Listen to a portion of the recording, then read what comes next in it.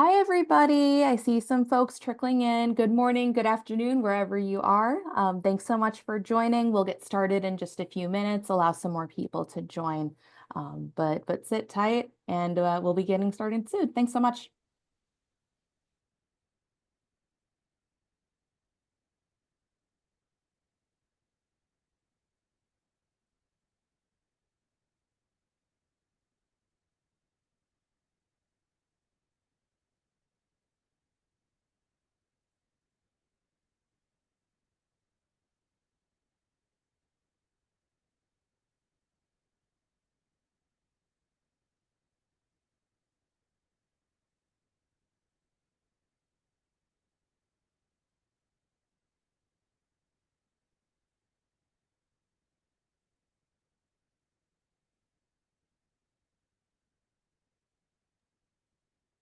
Gabriella, I see your question. There will be sound in just a second. We don't have any hold music, but we will be getting started in just a moment.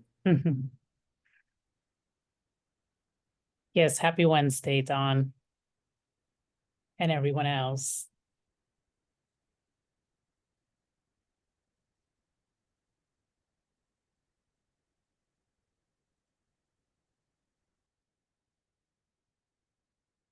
We're just letting a few more folks trickle in. So we'll give it another couple seconds for a minute or so.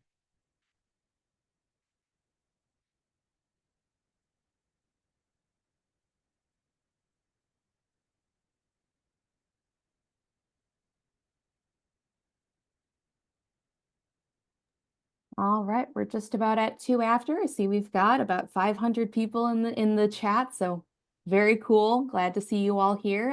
So before we go ahead and get started, just a quick housekeeping item. So you see the title of today's webinar is Managing Pain and Maintaining Muscle Health During Your Weight Loss Journey. So we will be discussing weight loss and weight loss strategies, as well as those very popular, very controversial GLP-1 medications, Ozempic, Wegovy, Zepbound. You've probably heard about all of those. So we will be discussing those, but please keep in mind that this webinar is not intended to be medical advice. And if you are interested in these medications, we definitely recommend speaking with your primary care physician and also checking with your insurance carrier, because there are some plans that cover these medications, but not all of them. So please make sure, if you are interested in that sort of thing, to check with kind of your care team and your insurance carrier. So we'll reiterate that throughout this webinar, but just at the top of the hour, wanted to get that out of the way. So with that in mind, Claudia, take it away. Awesome. Thank you very much, Katie. Hello, everyone. A few folks are trickling in still, but that's okay. We can go ahead and just get started. Welcome to today's webinar on managing pain and maintaining muscle health during your weight loss journey. My name is Dr. Claudia Canales. I'm a physical therapist here at Hinge Health. I've been with Hinge Health for a little bit over 4 years now. And prior to Hinge Health, I was working at an outpatient orthopedic clinic. Really have enjoyed my time here at Hinge Health and had the pleasure of helping people such as yourselves live a more pain-free life through virtual visits and also providing education as it relates to things around weight loss, right? So moving on, my goal in today's webinar is to dive into a very popular topic, which is weight loss. And of course, there's healthy ways of managing it through muscle health and lifestyle factors. I will also provide general information around medications. Katie already said we're going to be talking about GLP-1 agonists. You may know them by their popular brand names, such as Ozempic, Mounjaro, or Zepbound, the latest one, right?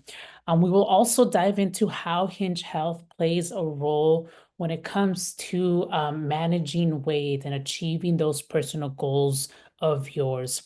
And if there's time at the end, we will have a Q&A session. We'll monitor that chat. But before I jump into this webinar, I really want to highlight that this webinar is meant, again, to provide a general education and information only. Each one of you today on this call is a unique person with unique challenges and unique goals, right? So any specific advice should be reserved by your doctor, for your doctor. So please consult with your healthcare provider with any questions you may have about your specific medical condition or your current treatment plans. Again, this is meant to be informational, general advice. All right, so moving forward, now I want to hear from you all today on this call.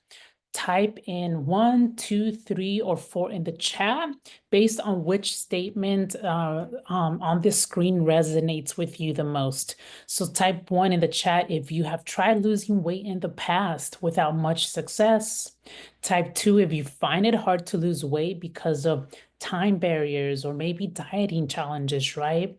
Type 3 in the chat if you have joint, back, or any type of musculoskeletal or joint pain limiting you from being able to lose weight. And type 4 if you've been losing weight recently and on track to reach your goals. So let me see what folks are typing in. I see lots of 4. That is wonderful to hear. I love the 4s, 1s, and 2s. I see a couple 3s too. Yeah, 3. 3 is an interesting one and one that we're really also going to discuss. Sometimes we want to exercise more, but if we're having pain, that may limit us, right? Right. Love the force 3s, 2s, 1, 2, and 3. Yep. We've all been there, right? Jennifer, 1, 2, and 3. All right. Well, thank you for these responses. Regardless of where you are, though, right, in your journey when it comes to losing weight, or getting a healthier weight, body composition, it is important to say and start off with saying that everyone's weight loss journey is different and will be different. But I get it. We all get it. It's hard to understand what is the best, approach to losing weight, and this can be challenging to understand due to so much information. And there's a lot of misconceptions that exist around there. So let's explore some common challenges and misconceptions that are out there when it comes to losing weight. Understanding these factors, these challenges and misconceptions is crucial for achieving these results and lasting goals.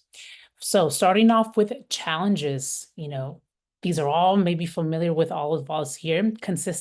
Consistency, right, can be difficult, whether it's consistency with exercise or nutrition.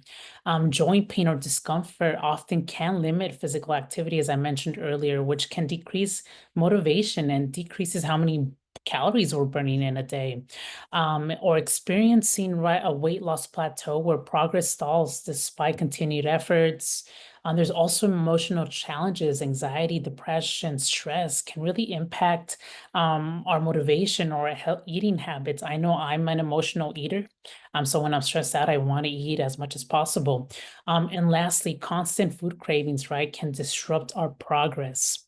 Now, addressing some misconceptions, I will lose weight fast if I cut calories drastically. That is a very popular one. Cardio is all I need to lose weight, or I need to exercise at least 5 times per week for 30 minutes to burn more calories, or medications like Ozempic are all I need to succeed. So these are some common misconceptions, things we can often hear. But again, recognizing these challenges and these misconceptions is key to achieving sustainable, healthy weight loss. And there are some things that I will shed some light around as it comes to these topics. So moving on to myth busting, our myth number 1, and one that I've already mentioned, is that people think that eating less and sometimes even not just, let's say, starving themselves or just cutting calories significantly and combining it with a lot of cardio will aid their goals. In reality, it is important to figure out a balance for sustainable weight loss. So you may be wondering, well, then what is the best way to lose weight? The literature, the research out there states that there is no single best way for healthy weight management. Strategies for losing weight and maintaining the weight you've lost should always be individualized. As I mentioned earlier, each one has unique challenges, unique bodies, unique barriers, right? So, for example, if I am someone that is an emotional eater due to being stressed at work or with life, whatever the case may be, this over time may lead to weight gain because I'm eating all the time. The advice for me would be very different. For example, instead of eating chips when I feel like that I need to stress when I need to eat, maybe I should try eating carrots or celery sticks when I'm having these cravings due to stress. Or perhaps for someone else who may have limited time because of busy work or they're busy parents, so they don't have time to cook or exercise. We may suggest that they, focus on specific days to meal prep, or if they want to get more activity into their day, maybe they take the stairs more frequently instead of the elevator, whether that's at work or when they're out about in their community. So again, there's no single best strategy. It is very unique to each one of you on this call, and things should always be individualized to your needs.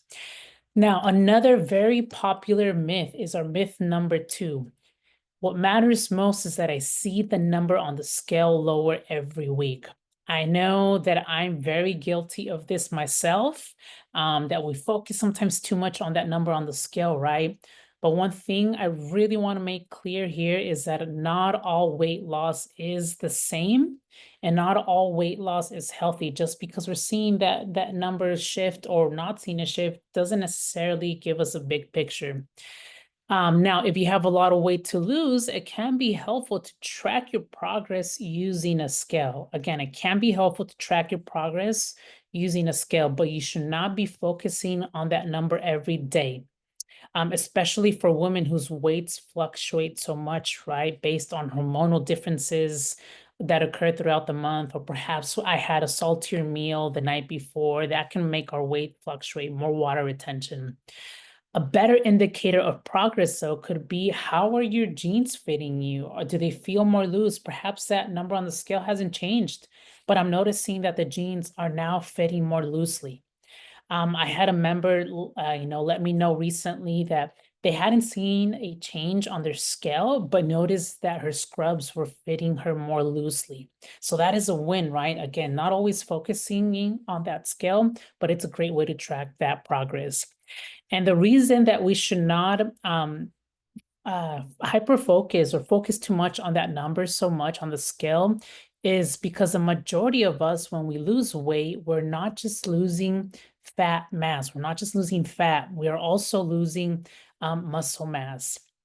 And here I have weight loss. When we're losing weight, again, it's fat and muscle loss that we're experiencing.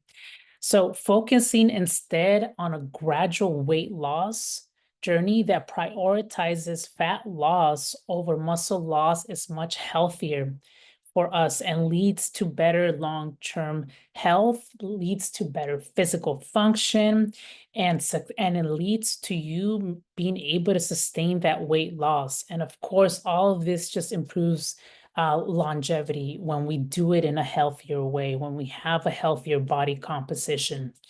And then just to summarize again, when we lose weight, we want to decrease fat mass, but maintain or increase muscle mass as we're trying to reach a healthier body composition, right? Because weight, when we're losing weight, it is both fat and muscle. But the more fat we lose and the more we maintain muscle mass, it's better for us. So you may be wondering, how do we target mostly fat now, right? You may be wondering that. A key part of this is being gradual with losing weight and exercising. Now, if you're wondering why exactly muscle mass and health is so important, well, you are right now asking the right questions.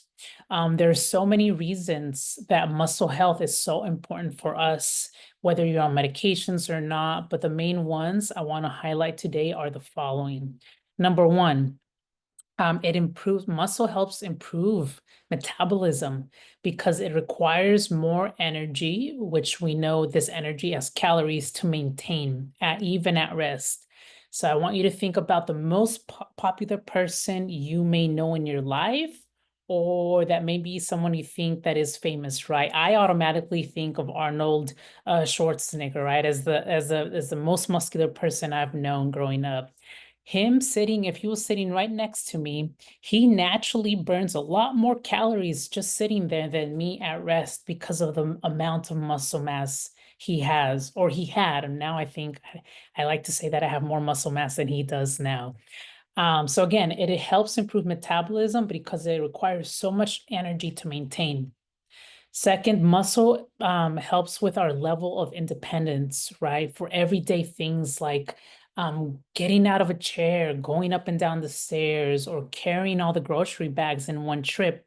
I know I'm not the only one that does this. You know, we all try to muscle all the grocery bags in both of our hands to not make that second trip. And that is where muscle helps improve our physical independence for these everyday tasks. And lastly, muscle helps protect our joints and our bones and even helps prevent falls as we get older. And that is why important we maintain as much of it. So that's why when we're seeing that number drastically go down and too fast, that should not be the case. But again, now you're probably wondering, why does muscle loss even happen in the first place as I'm losing weight? And I think it is good to understand this, why this is happening, because when we know the reason behind it, we can try to mitigate we can try to mitigate this as much as possible.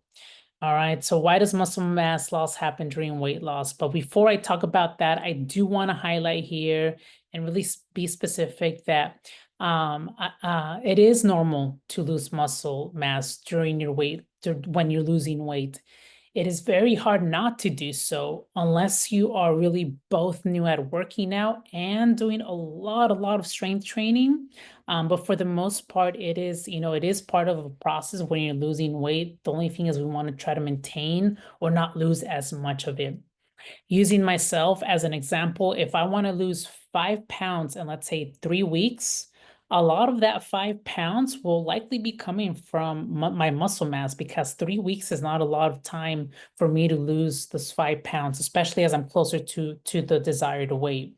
But if I give myself 3 months to lose those 5 pounds, the chances of it being more fat instead of muscle mass improves, assuming that I'm doing all the other right things appropriately, right? And what has been happening a lot recently with the utilization of GLP-1s, these medications such as Ozempic, Mounjaro, is that people are reporting a lot of fast, rapid weight loss. And that, unfortunately, that fast, rapid weight loss, when we see that number on the scale go down quickly, it is coming a lot of it from muscle mass.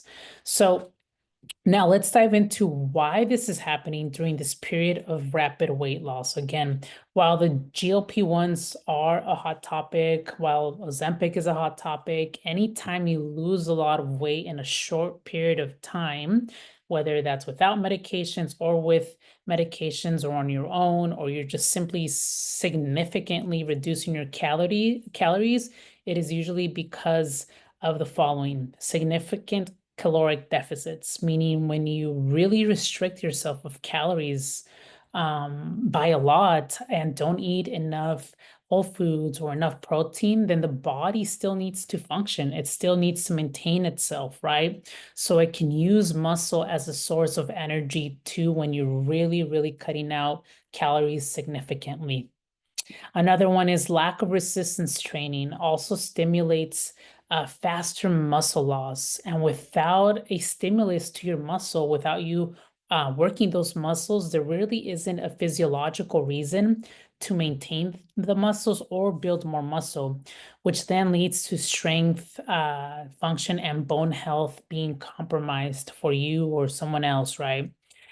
And then lastly, while doing cardiovascular type of exercises, such as going on long walks, jogging in place, that is very good for, again, cardiovascular health and just general body composition. There is such a thing of doing too much, being excessive about it. So like most things, balance is important. So again, I want to highlight, it is not bad to do cardiovascular exercise, such as going on long walks is very good. But if you only focus on that, then the chances of you losing more muscle mass increase, but it's still good for you to incorporate. Okay. Now, up next, I want to briefly highlight some risks associated with losing a lot of muscle. These can be seen here. Number one, reduced metabolism. As mentioned earlier, muscle really helps improve metabolism, aka burn more calories. But when you don't have a lot of muscle, then your metabolism slows down because it doesn't need to keep up that muscle maintenance. You can also experience weakness, right? Doing daily tasks, going up and down the stairs, and even fatigue when you lose a lot of muscle mass. There's also impaired function with activities such as challenges, as mentioned already, going up and down stairs, getting out of a chair. Number four, reduced bone strength. Muscle helps our bones stay strong because muscle tugs at those bones and then it helps really maintain its strength from it becoming brittle over time. And then lastly, increased risk of injury or joint pain. When we don't have that muscle to support those joints, you may be, at increased risk of having joint pain or, limiting your physical activity because of this discomfort. And I know some of you on this call earlier put in 3 in the chat box that pain is limiting you from being active or getting to that weight loss goal, right? So this is where really Hinge Health will come into play, but we'll talk about that later. All right, so the topic of the year and even previous years, medications for weight loss. These more popular ones as of recently are known as GLP-1 agonists, semaglutide, tirzepatide, or you may have heard of their brand names, Ozempic, Zepbound, and Mounjaro. These medications were originally used for people with type 2 diabetes, as it helps with controlling sugar levels in the bloodstream, right? But of course, there was also an impact that people noticed on other things, such as, reduction in weight. So the FDA approved some of these medications recently now for obesity management and obstructive sleep apnea. I believe Zepbound is the one that was also just FDA approved for obstructive sleep apnea. Well, these medications, they're typically injected under the skin 1 time per week, and the dosage really varies based on your doctor's recommendations. And again, these are things that you should always ask your doctor about if you are on the medications, on the dosage. So how do they work? You may be wondering. I know you're on this call because, this is again the hot topic of the year in previous years. I'm going to keep it at a very high level as in terms of how they work, but please know that this type of drug, what it does, it mimics the action of a natural hormone that is produced in our bodies by the small intestine and the pancreas. It does so, this hormone that it mimics that action, it helps by regulating sugar levels, by stimulating our pancreas to release more insulin. Hence why people with type 2 diabetes really benefit from it because insulin helps move sugar from the bloodstream to our cells. It is also working on the brain, right, to give us a sense of fullness, which then helps reduce those cravings as well. And again, we talked about sometimes the challenges, cravings, getting those cravings can sometimes, be a challenge to getting that weight loss goal. And then another way that this drug functions is by reducing gastric emptying. What does this mean? Well, it means, when we eat, food goes into our stomach, and what it does, it keeps food in our stomach for a longer period of time. So you maintain that sense of fullness. And as you could imagine, all of these things combined leads to weight loss because now someone isn't eating as much, which means less calories going into the body and overall better sugar regulation too. But remember, as I mentioned earlier, weight loss from only relying on medications will result in significant loss of muscle loss too, and fat mass, not just fat. And that's why unless other lifestyle changes are being implemented. They are also not a long-term solution for weight management. They can be a tool, they can be a great vehicle to getting there, to getting, avoiding those food cravings, but not the only thing that you should be relying on. The problem is that without any physical and lifestyle changes, people on these medications like Ozempic are less likely to develop healthy lifestyles needed to maintain the weight loss. And this is where studies show that folks who do not change their lifestyle, who do not engage in exercise perhaps, or change their eating habits, once they come off the medication, once they come off the drug, they regain that weight back within 6 months to 12 months. That's what the studies are showing right now. Again, but there are things that you can do, as I already mentioned, to have a healthier weight loss journey. If you're on medications or if you're not on medications, the next things are going to be really important for you to understand too. Again, studies show that those who exercise and are on a GLP-1 agonist, such as Ozempic, Mounjaro, or Zepbound, have better weight maintenance than those who do not. So exercise is important. Those lifestyle changes are important and necessary to maintaining this. And also, again, talking about that muscle health, right? So to have, the ultimate successful ability to really stick to a plan that prioritizes your health, muscle health to be more specific, try to prioritize the following. Increase protein intake and nutritious whole foods that you like eating. If you don't like eating kale, for example, but you like spinach, then don't force yourself to eat the kale. This is something I tell my mom all the time. She's like, I read online that kale is good for you. But if you don't like it, that's not going to mean you're going to be successful, right? Another thing, if you don't like chicken, then don't put it in your diet. Pick foods you like, such as maybe you like eggs a lot. The egg white has a lot of protein, or white fish. Those are examples, right? Pick lean meats or plant-based options that are high in protein. Number two, strength training, 2 to 3 times per, oops. Number two is, it's also important to incorporate strength training 2 to 3 times per week to maintain or even gain muscle mass. But, I understand that this can be very challenging. If you have a full-time work, if you're a busy parent, this is not always realistic, right? Or maybe you don't have a gym membership. But the good thing is you don't need to have a gym membership, or you don't need to go to a gym.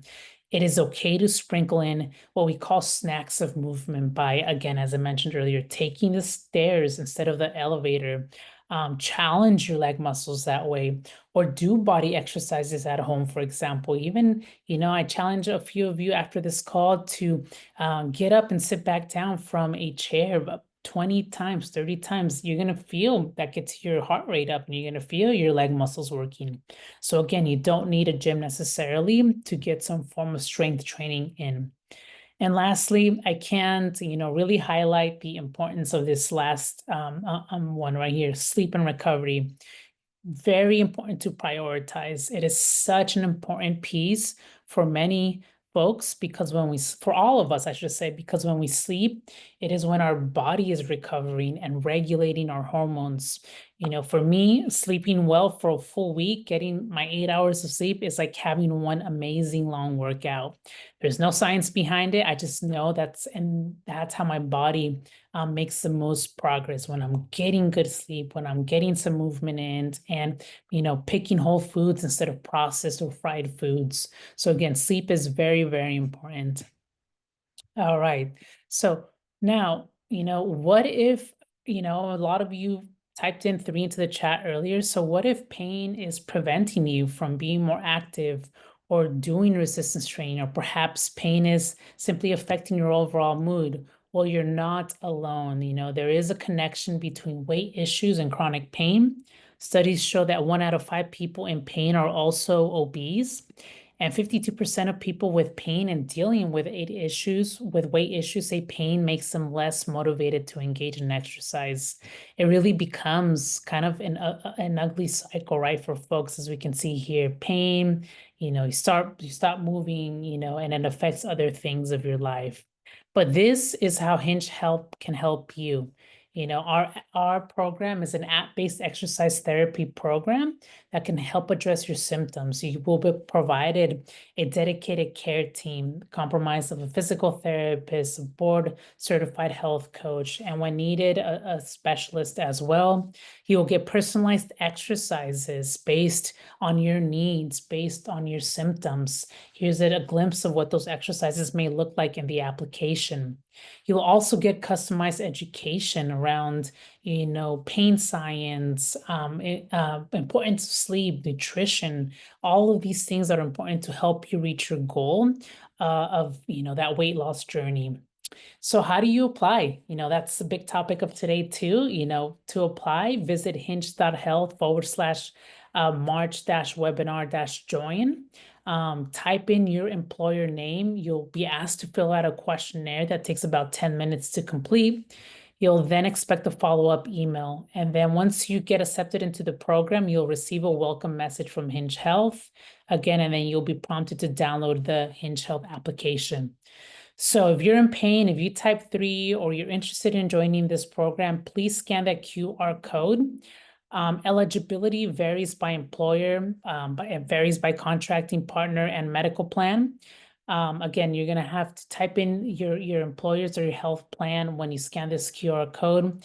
Spouses and 18 and above dependents may be eligible as well. So maybe your spouse is on your plan, check to see, and if they've been experiencing pain, check to see if they're eligible. So please, I know a lot of you have your phones with you right now.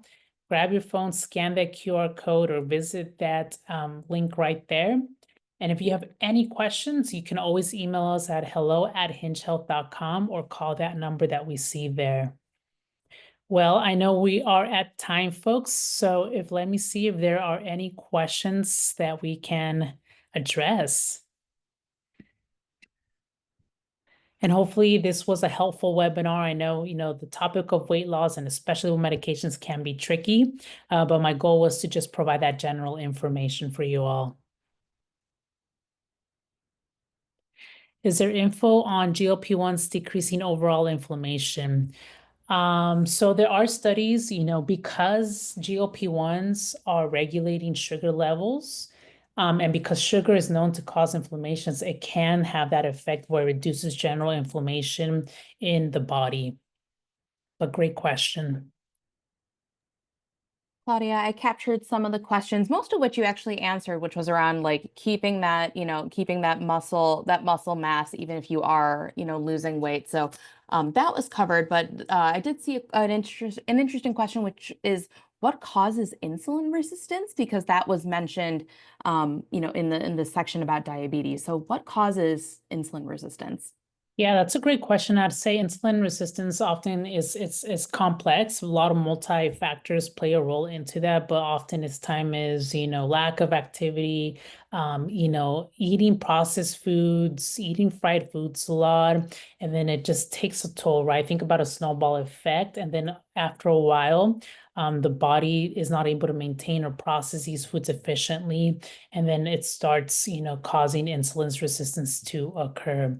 There's also genetic component behind that, so we can't ignore genetics. Genetics is, some people may have a moderate, okay diet, and then, they get insulin resistance, whereas someone else may have been lucky with great genes and they can have the worst diet and still not have any insulin resistance until maybe later in life. Great. I think another one that we saw, and we probably have time for just one or two more before we have to let you all go. Question around the long-term usage of GLP-1s and realizing that this is kind of an emerging medication that it has been used in certain populations for a longer time, but being more widely used is still kind of ongoing. Um, do you know of any reasons to like why someone would want to stop taking them other than, their insurance might not cover it or what, side effects would be if you took them for many years? Yeah, so there are studies that have been done in lab mice or rats that show that people that have a history of thyroid cancer in their family should not be taking this because it may increase the chances of that. But for the most part, the chances on these studies are very, very, very low. Also it's been so popular that I think we won't have enough information on the full impacts, right? If you're taking it just for weight loss 5, 10 years from now. So when we think about the research is kind of giving us a history of what's happening in the past, not what's happening in this moment. So, it's hard to say exactly, but then that's why we always want to make sure that you're changing your lifestyle, eating better foods, exercising, because those are things are what's going to help you the most, and not just relying on medication. Again, that medication is a tool, it can be helpful. But any specific questions around, side effects, always ask your doctor about that because there are side effects, as with any medication.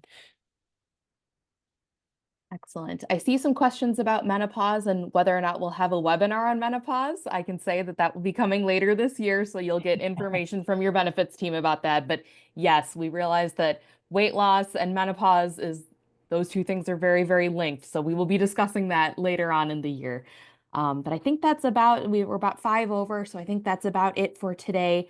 I did take down some more questions that might not have been answered, so I'll make sure to include them when we send the recording tomorrow with some kind of FAQs. But thank you everyone for joining. Thank you so much for the great conversation, and thank you, Claudia, for leading us through it. So appreciate you all, and maybe we'll see you in the app soon. Thanks so much. Yes, thank you all. Take care. Take care.